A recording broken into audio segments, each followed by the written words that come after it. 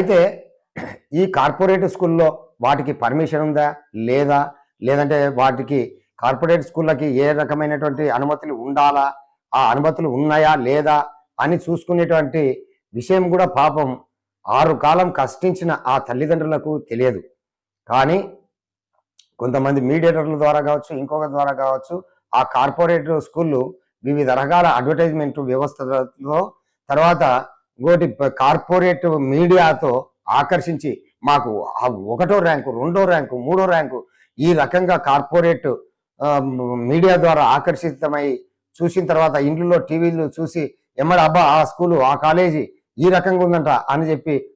నా పిల్లలు కూడా ఆ స్కూల్లో లేదంటే ఆ కాలేజీలో చదవాలి అనేటువంటి తాపత్రయం తల్లిదండ్రుల్లో పుట్టిస్తా ఉన్నాయి ఈ కార్పొరేట్ సంస్థలు. అయితే ప్రధానంగా ఇందుకు భిన్నంగా సరే ఆ కార్పొరేట్ సంస్థలు ఏం చేస్తున్నాయో మనకు అనవసరం, కానీ